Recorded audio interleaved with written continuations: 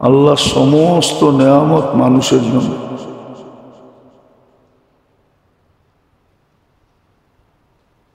সমস্ত বাজেট মানুষের জন্যই নির্ধারিত।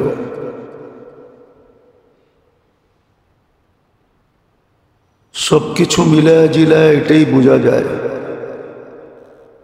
যে কেন আল্লাহ সর্বকর্মের ক্ষুদ্র থেকে ক্ষুদ্র কাজ এটারও নিয়ম দিছেন, পদ্ধতি দিছেন।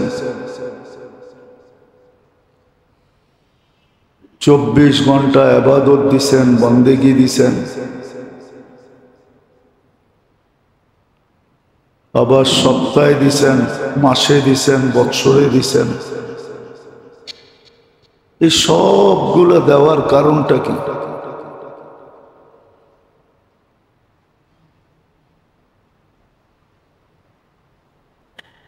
দেখলে দেখা যায় একটা মুহূর্ত ইবাদত বন্দেগী ছাড়া খালি নাই। কোনো কাজ এরকম নাই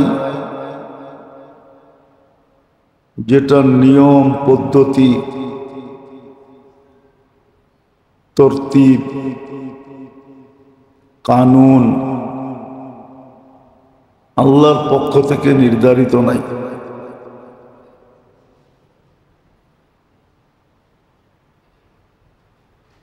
সব কিছুর ভিতরে নিয়মতান্ত্রিক থাকার কারণটা কি?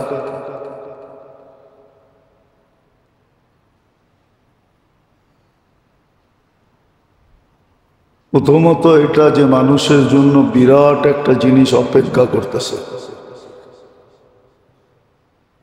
যেটাকে চির সফলতা বলে। দুই জিনিসের এক জিনিস মানুষের জন্য অবধারিত,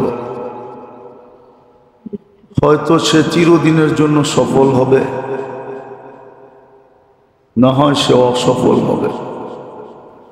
আল্লাহ আমাদের সকলকে গভীরভাবে বোঝা এবং আমল করার তৌফিক দান করেন।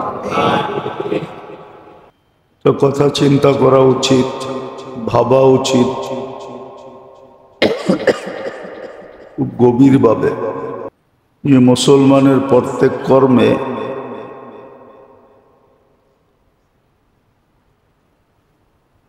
নিয়ম পদ্ধতির বিধি বিধান কেন? এমনকি বাথরুমে ঢোকা, বাথরুম থেকে বাহির হওয়া, কাপড় পরা, কাপড় খোলা, জুতা পরা, জুতা খোলা, সাধারণ থেকে সাধারণ আমলেও বিধি বিধান কেন? নিয়ম কানুন কেন? 24 ঘন্টায় যত কাম মানুষ করে, যত কাজ মানুষ করে, এমনকি রাস্তার হাঁটারও বিধান আছে। এই বিধানগুলা কেন? খুব গভীরভাবে ভাবলে বুঝে আসবে, নাইলে বুঝে আসবে না যে আল্লাহ কেন সর্ব বিষয়ে নিয়ম দিলেন, পদ্ধতি দিলেন, বিধি দিলেন, বিধান দিলেন। কেন দিলেন? আবার সারা দিনে এই ছোট জীবনটা এত ইবাদত কেন?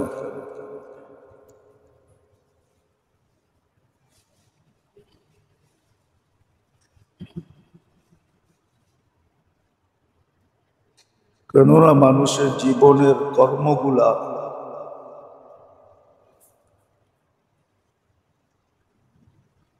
বড় মূল্যবান।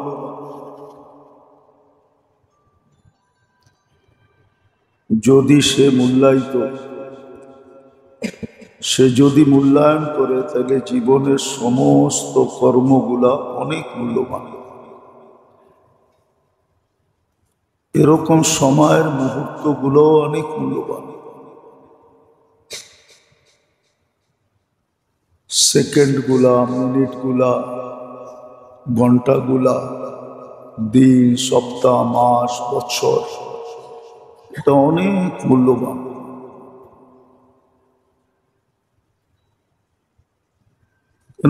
কেননা মানুষ কি হিসাব কিতাবের সম্মুখীন হইতে হবে।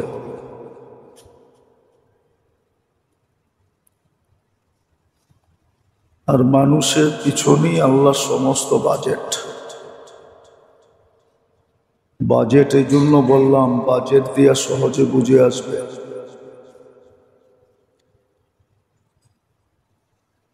আল্লাহ সমস্ত নেয়ামত মানুষের জন্য।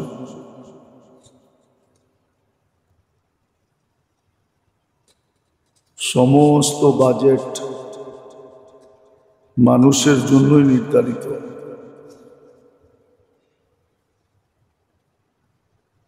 সবকিছু মিলায় জিলায় এটাই বোঝা যায় যে কেন আল্লাহ সর্বকর্মের ক্ষুদ্র থেকে ক্ষুদ্র কাজ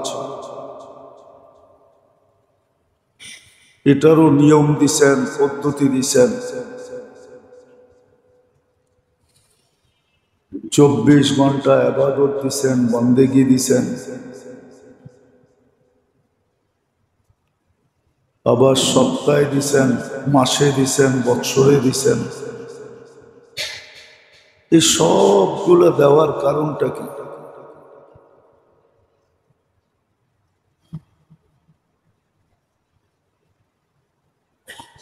দেখলে দেখা যায় একটা মুহূর্ত ইবাদত বন্দেগি ছাড়া খালি নাই। কোনো কাজ এরকম নাই যেটার নিয়ম, পদ্ধতি, তরতিব, কানুন আল্লাহর পক্ষ থেকে নির্ধারিত নাই।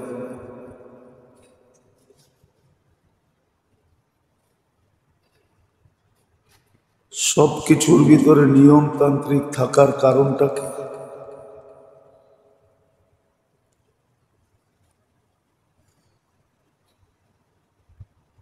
প্রথমত এটা যে মানুষের জন্য বিরাট একটা জিনিস অপেক্ষা করতেছে,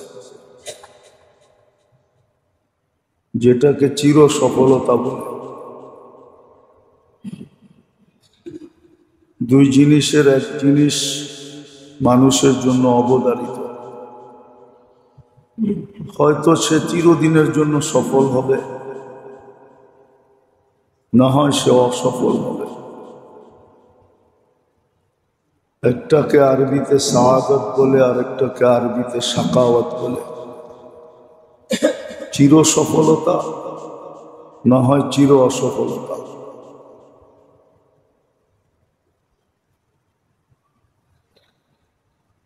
কেননা মানুষের পিছনে আল্লাহ যা ব্যয় করতেছেন, যেটাকে বাজেট বললাম, যা নেয়ামত মানুষ ভোগ করতেছে 24 ঘন্টা, এটার হিসাব কিতাব হবে। একটা পানির ফোঁটারও হিসাব হবে। কোরআন এটাই বুঝায়, লাতুসআলুন্না আনিন নাঈম। প্রত্যেকটা নেয়ামতের হিসাব দিতে হবে। আল্লাহ না করুক, যদি আল্লাহ সম্মুখীন করে দেয়, হইতে পারে এক নেয়ামতের হিসাব দিতে যায় হাজারো বৎসর সময় লেগে যায়।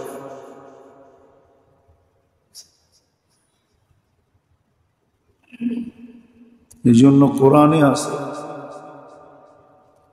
দেখা যাবে 50,000 বৎসর দাঁড় করায় রাখবে, কিন্তু মিলায় দিতে হবে।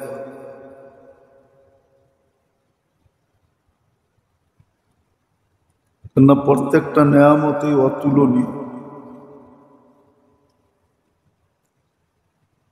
মূল্য এতটুকু, সমগ্র জগৎ দিয়েও এর মূল্য দেওয়া সম্ভব।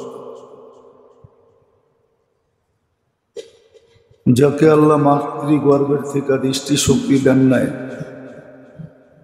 এই দুনিয়ায় দৃষ্টি শক্তি নেওয়ার কোনো সুযোগ নাই, কোনো ব্যবস্থাপনা নাই, কোনো পদ্ধতি নাই, কোনো নিয়ম নাই, কোনো মেডিসিন নাই, কোনো বিকল্প নাই যে সে দৃষ্টি শক্তি নিতে পারে, বাক শক্তি নিতে পারে, শ্রবণ শক্তি নিতে পারে। এরকম ভাবে মার পেটের থেকে যদি প্রতিবন্ধী আসলো, তাহলে এটাকে ঠিক করার কোনো পদ্ধতি দুনিয়াতে নাই। কোনো মূল্যের বিনিময়ে নিতে পারবে না। এই সিস্টেমই আল্লাহ রাখেন। বোঝা গেল প্রত্যেকটা নেয়ামত অতুলনীয়।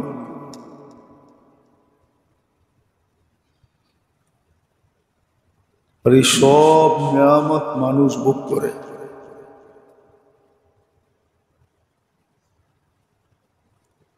ভালোভাবে গভীরভাবে চিন্তা করলে দেখা যাবে সব নেয়ামত মানুষের জন্য। উপকৃত একমাত্র হয় মানুষ। বিদায় সমস্ত বাজেট যখন মানুষের জন্য, আর নেয়ামতের হিসাব কিতাব হবে, সফলতা অসফলতার সম্মুখীন হইতে হবে। ওইখানে কোনো যুক্তি তর্ক দাঁড় করানো যাবে না।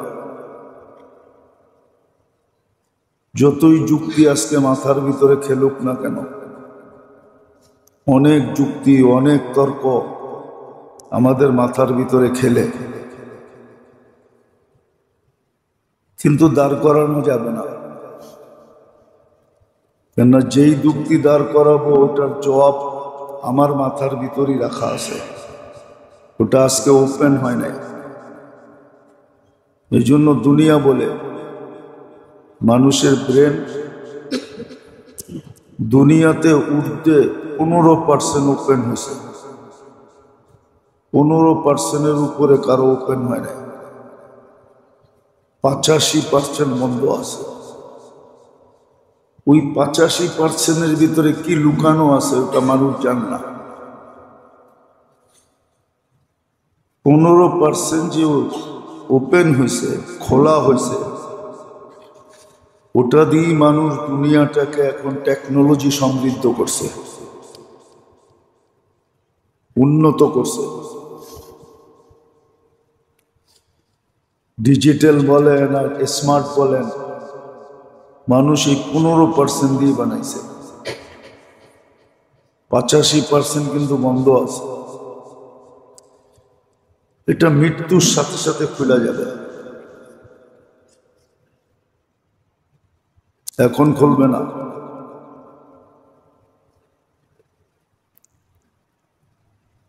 এই জন্যই আল্লাহ মানুষের মুহূর্তগুলা, জীবনের সময়গুলা, অঙ্গের কর্মগুলা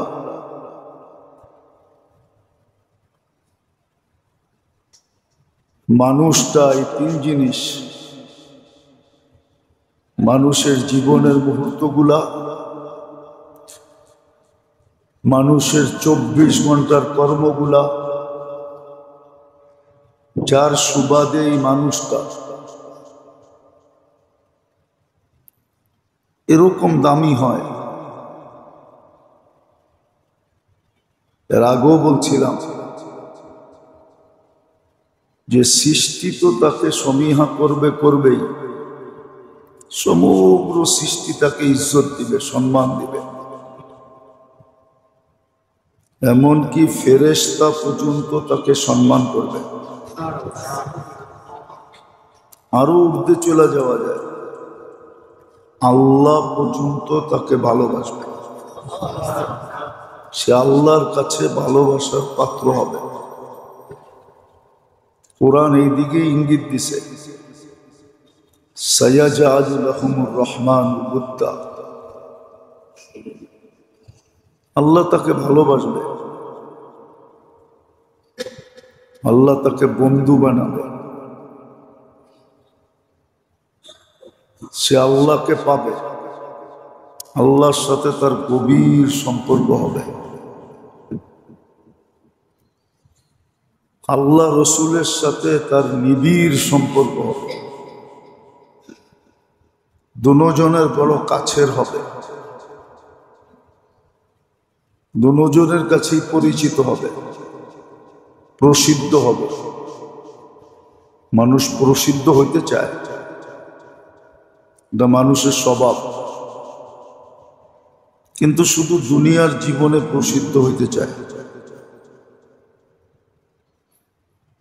দুনিয়ার জীবনে প্রসিদ্ধ হইলে কতক্ষণ প্রসিদ্ধ হয় এটা মানুষের জানা আছে।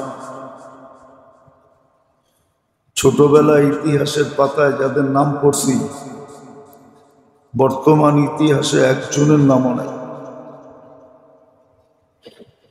ছোটবেলা আমরা যখন স্কুলে পড়ছি তখন ইতিহাসের পাতায় যাদের নাম পড়ছি একজনের নামও এখন ইতিহাসের পাতায় নেই। বর্তমান স্কুল কলেজের ছেলেরা একজনের নামও জানে না।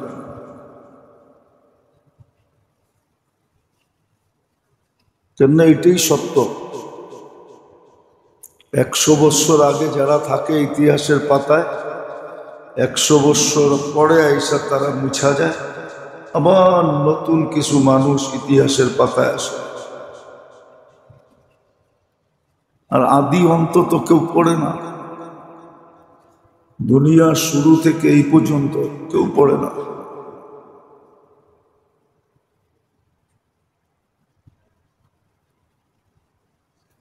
কিন্তু আল্লাহ রসুলের কাছে যারা নৈকট্যবান হয়,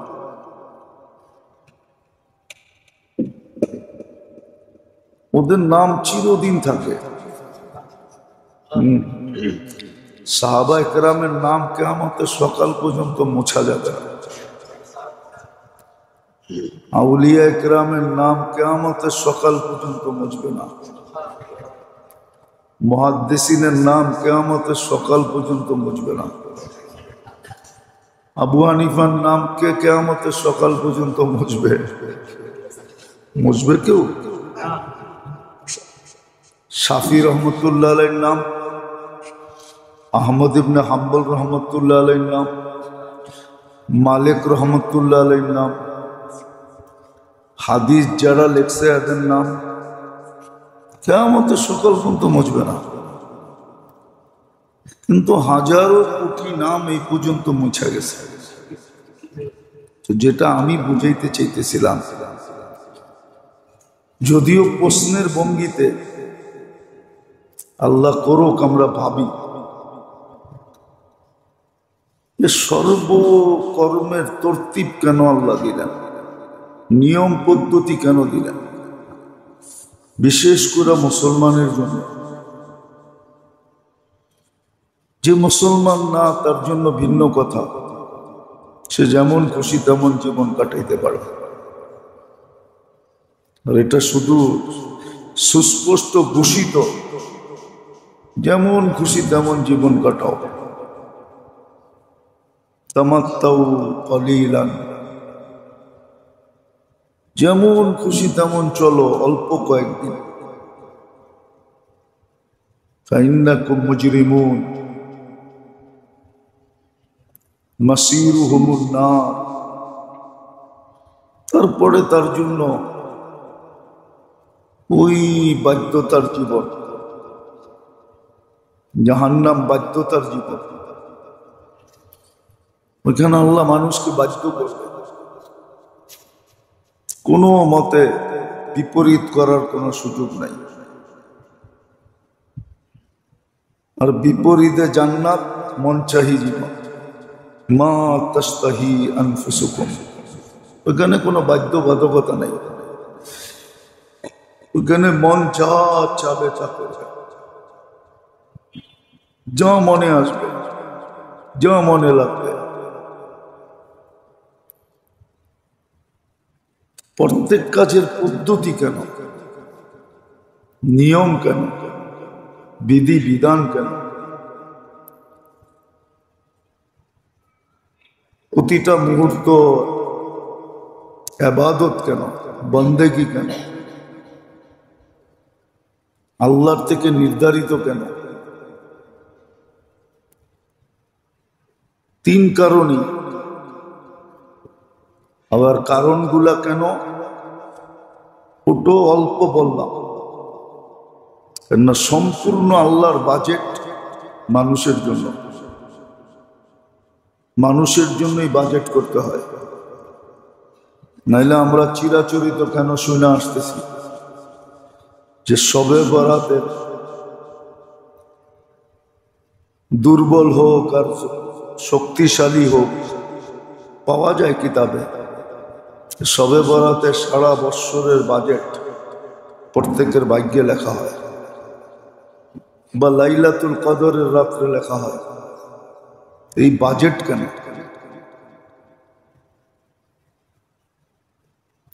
বাজেট কেন? ঢাকা শহরে এরকম এলাকা আছে, মাঝে মাঝে বলি, গেলে বলি, আসলে ইসলামবাগ চলে যান। ইসলামবাগ পুরাটা মেনি কারখানা দিয়া পড়া, শত শত ধরনের কারখানা ইসলামবাগে।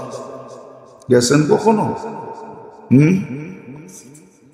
লালবাগের পাশে চিনেন? ওইখানে হাজারো ধরনের কেমিক্যাল ব্যবহার করা হয় কারখানাগুলাতে, অথচ ওই কেমিক্যাল গুলা এরকম,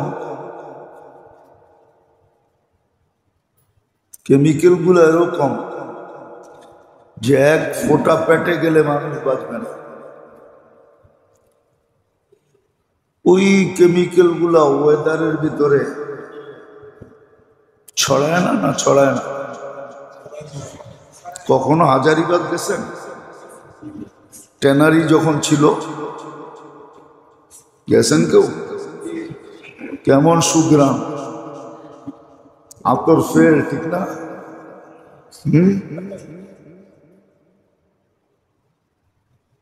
নতুন যদি কেউ যায়, ও তো বমি করতে করতে বাহিরে চলে আসে, ঠিক না? কিন্তু ওইখানের কর্মচারীরা থাকতেছে না, ওটার ভিতরেই ঘুমাইতেছে, ওটার ভিতরেই খাইতেছে, ওটার ভিতরেই 24 ঘন্টা কাটাইতেছে, ঠিক না? হ্যাঁ, কিন্তু ওই জিনিসটাকে আল্লাহ অক্সিজেনের সাথে মিলতে দেয় না। হ্যাঁ, চামড়া শোধন করতে বড় কঠিন কেমিক্যাল লাগে। আল্লাহর ইহসান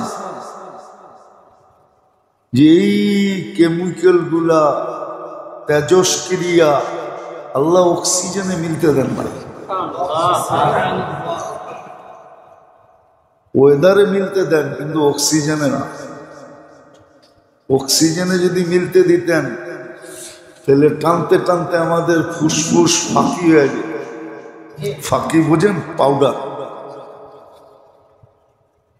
আল্লাহ মিলতে দেন না। আল্লাহর নিজাম। ঢাকা শহর দূষণে ভরা, কিন্তু আজ পর্যন্ত বিজ্ঞান ঢাকা শহরে অক্সিজেনে দূষণ পান নাই। হ্যাঁ, প্রাকৃতিক ভাবে এটা দূষণ আলা, ওয়েদার দূষণ, কিন্তু অক্সিজেন দূষণ না। অক্সিজেন পিওর, নাহলে আমরা বেঁচে আছি কেন? আমরা তো সব মরে যেতাম। যাদের জন্ম ঢাকা শহরে, বুড়া হয়ে গেছে ঢাকা শহরে, ও তো মরে যেত সব। বিজ্ঞান এই কথা একমত হবে। তো আল্লাহর সমস্ত বাজেট মানুষের জন্য, প্রচেষ্টা মানুষের জন্য, নেয়ামত মানুষের জন্য। আবার মানুষের জন্যই সফলতা অসফলতা। মানুষের সাথে আরেকটা জাতি আছে যেটাকে চোখে দেখা যায় না, জিন। জিনের জন্য সফলতা অসফলতা, চির সফল হবে না হয় চির অসফল হবে।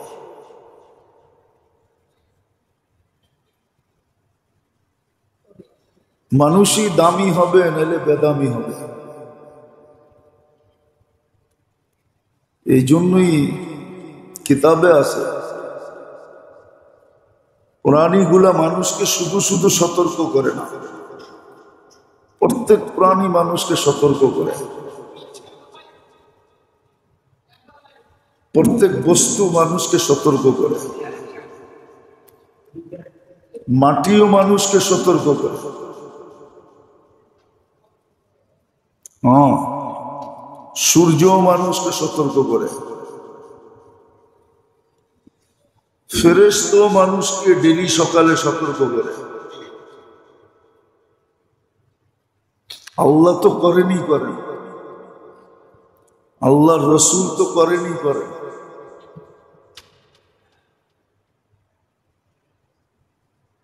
এই জন্য আল্লাহ ভালো মতে বুঝি কাজে দিবে, নাহলে বড় পস্তাইতে হবে। আর ওই দিন আমার পস্তানের দিকে কেউ তাকাবে না, এটাই সত্য। বরং উল্টা দেখা যায়, সন্তান নিজের হাতে মা বাবাকে ধাক্কা দিয়ে জাহান্নামে ফেলাবে। বলবে সব চাহিদা দুনিয়াতে পুরা করছো, চাইতে দেরি দিতে দেরি করো নাই, চাইতে দেরি পাইতে দেরি হয় নাই। কিন্তু এই ভয়াবহ দিন দেখতে হবে, এটা কখনো বলো নাই। হ্যাঁ, খবর আছে।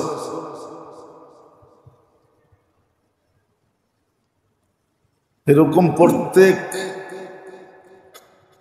যার অধীনে মানুষ থাকে,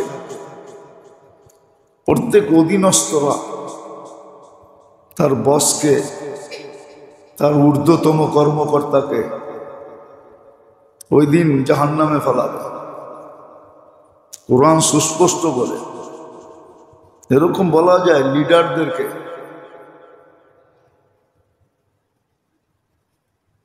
যে যার পিছে চলছে, যাকে অনুসরণ করছে, অনুকরণ করছে, যার দল ভারী করছে, যার স্লোগান দিছে, যার জন্য সময় ব্যয় করছে, সবগুলো কোরআনে সুস্পষ্ট আছে। রব্বানা ইন্নানা আতানা সাদাতানা ওয়া কুবারানা ফাযাল্লুনা সাবিলা। ওরা আমাদেরকে উল্টা পথে চালাইছে। সত্য এটাই। এই জন্যই কথা শুরু এটা, একটু ভালো মতে বোঝা, গভীরভাবে বোঝা, গভীরভাবে চিন্তা করা, তাহলে হয়তো রাস্তা খুলে যাবে, হয়তো আমি বেঁচে যাব, হয়তো আমার পথ উন্মোচিত হবে, হয়তো আমি চির শান্তির জায়গা শাহাদত পাব। আর যদি তা না হয়, তাহলে বিপদ আছে। কোনো যুক্তি তর্ক দিয়া চলবে না।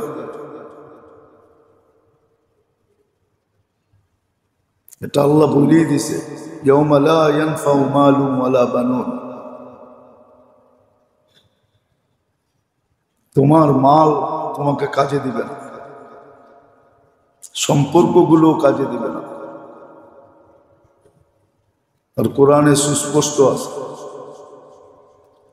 মা বাবার সাথে সন্তানের যে সম্পর্ক, এর ঊর্ধ্বে কোনো সম্পর্ক হয় না।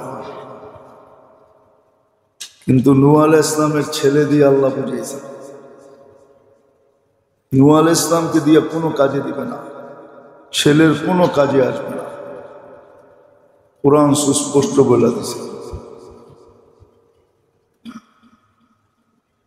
এরকম আর কোনো সম্পর্কই কাজে আসবে না। ইয়াউমা লা ইয়ানফাউ মালুন ওয়ালা বানুন। এই জন্য বোঝা দরকার, কেন সর্বকামের পদ্ধতি দিলেন, সুন্নত তরিকা দিলেন, যেটাকে সুন্নত বলা হয়। সুন্নত তরিকা কেন দিলেন? প্রতিটা মুহূর্ত কেন ইবাদত দিলেন, বন্দেগী দিলেন? 24 ঘন্টায় কেন 5 ওয়াক্ত নামাজ দিলেন? 1 মাস কেন রোজা দিলেন? মাল দিলে কেন যাকাত দিলেন? আমাকে কেন দিতে বললেন? আল্লাহ তো ইচ্ছা করলে 2.5% রেখেও দিতে পারতেন। আল্লাহ জানেন যে আমার হাতে আসলে আমি 900 করব, 900 করতেই আছে। কেউ হিসাব করে যাকাত দেয় না, পাই পাই হিসাব করে দেয় না। ও ভাবেই না এটা আল্লাহর মাল, ও ভাবে এটা আমার অর্জিত মাল, আমি আল্লাহকে দিব কেন? কিন্তু একটা যুক্তি দাঁড় করানো যায় যে ও তো দেহটা দিয়ে কামাইছে, বা দেহের ভিতরে যে যোগ্যতা আছে ওটা দিয়ে তো কামাইছে, ঠিক না? 1 টাকা দিয়া 5 টাকা বানানোর ব্রেনটাকে দিছে, হ্যাঁ? 1 টাকা দিয়ে যে 5 টাকা কামাই, এই প্যাচের ব্রেনটা তো আল্লাহই দিছে, ঠিক না?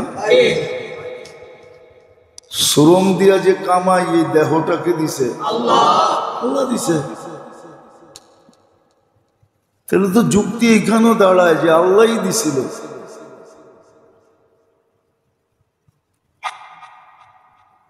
কত দেহওয়ালা মানুষই তো আছে হাট্টা কাট্টা, কিন্তু কর্মহীন ঘুরতেছে, কোনো কর্ম নাই, ঠিক না? আর আমি কর্ম করে খাইতেছি, তো সব তো আল্লাহই দিছিল। এখানে তো বাবার সুযোগ ছিল না যে আমি কামাইছি 2.5% আল্লাহকে কেন দিব। আমি যে কামাইছি ওকে যদি প্রশ্ন করা হয় তুমি আসলা কোত্থেকা, তোমাকে অস্তিত্ব দিল কে,